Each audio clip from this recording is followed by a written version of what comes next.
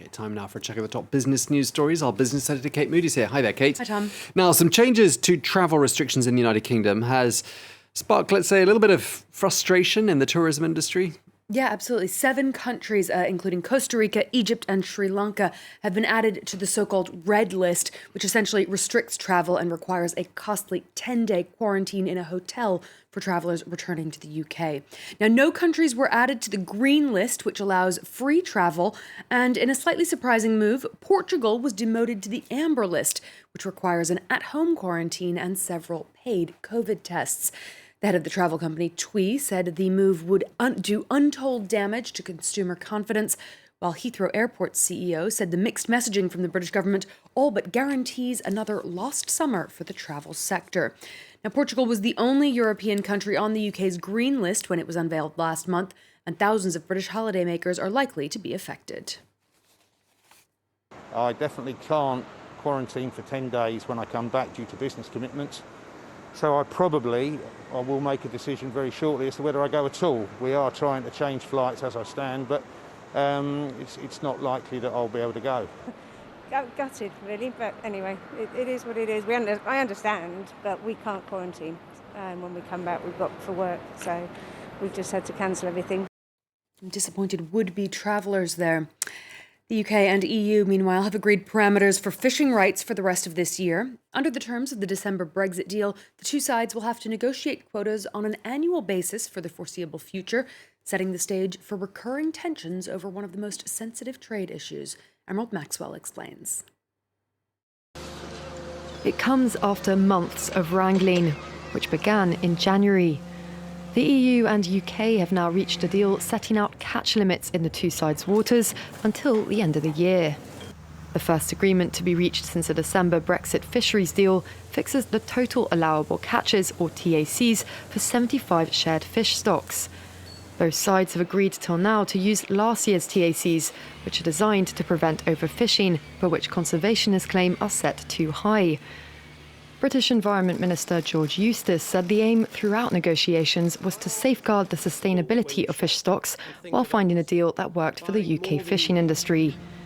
The EU said the agreement was balanced and provided predictability and continuity for fleets with definitive TACs for the remainder of the year. It called it good for fishermen as well as for the sustainable use of marine resources. It also said it was proof that the UK and EU can find agreements and move forward if they work together. The agreement doesn't, though, resolve the dispute that erupted around Jersey last month between French and British fishermen, which prompted the UK and France to send Navy ships. Those fishing rights will be discussed at high-level Brexit meetings next week. Let's check in on the day's trading action now. Some volatility over on Wall Street. The Dow Jones erased a nearly 300-point loss to creep closer to the flat line, although it has turned negative in the last hour or so of trade. The Nasdaq down nearly 1% there. Shares of AMC Entertainment have continued their wild ride, plunging 30% before making up those gains and then trending lower again. Trading has been suspended several times in today's session in what appears to be more volatility driven by individual or retail investors. Two sets of data, meanwhile, have raised hopes about tomorrow's labor report in the United States. First-time claims for unemployment benefits dropped below 400,000 last week for the first time since the early days of the pandemic. And the private sector added nearly 1 million jobs in May, according to the payroll processing firm ADP. Food prices around the world surged at their fastest pace in a decade in May.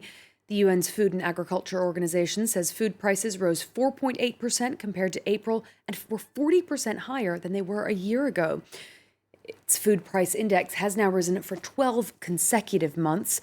The pandemic has affected supply chains, including production and distribution, while pushing millions of people into poverty.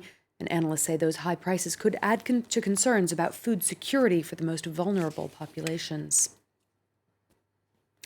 China has accused several clothing brands of selling goods that could be harmful for children. A warning notice from the country's customs authority listed 81 products from brands like Nike, Zara, and H&M. It says they could contain dyes that could endanger the health of children. Now, those brands are among those that have been targeted by Beijing after saying they were concerned by reports of forced labor being used in the harvesting of cotton in Xinjiang province. Under international pressure, a number of those brands have stopped using cotton from the region amid a broader discussion about human rights there. Meanwhile, the Biden administration has blacklisted an additional 28 Chinese firms, barring them from American investment. We'll have more on that announcement as we get it this evening. French businesses are preparing for COVID restrictions to be further eased next week. Gyms and amusement parks are among those that expect to reopen, and they're hoping for a busy summer season. Solange Mougin has more. This theme park outside Paris may seem like a ghost town, but behind the scenes, it's a hive of activity. Employees of the Mer de Sable, Sea of Sand amusement park, only have a few days left before reopening to the public. Le compte à rebours a commencé, donc là, la pression monte, toujours. Les veilles d'ouverture, c'est toujours un peu plus nerveux, quoi. There are some 200 new employees to train. Many are thrilled to have found work again. Trouver un travail, c'était vraiment quelque chose d'assez difficile dans ces derniers temps. Du coup, voilà, satisfait et heureux.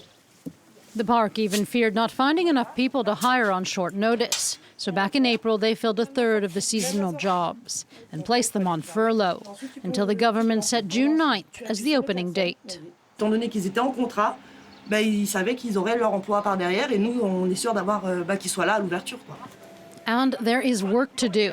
Despite a 45% dip in revenue because of COVID, the theme park decided to go ahead with building a new €3 billion roller coaster. It's a long-term bet to attract new visitors. C'était très important pour nous de voir sur le long terme. Comme je vous l'ai dit, c'est entre 20 et 30 ans pour l'amortir. Donc on perd peut-être une année d'exploitation, c'est ce qu'on a perdu. Mais bon, ça fait un 20e qu'on va amortir sur les 19 années restantes. For a sector that employs 30,000 people and brings in €3 billion every year, the amusement park industry in France has been hit hard by COVID-related closures. Government aid covering up to 70% of fixed costs has helped. But now this park is hoping to corral the crowds. Opening day on June 9th, we hope. Okay, well, I will get myself a ticket. Thank you very much,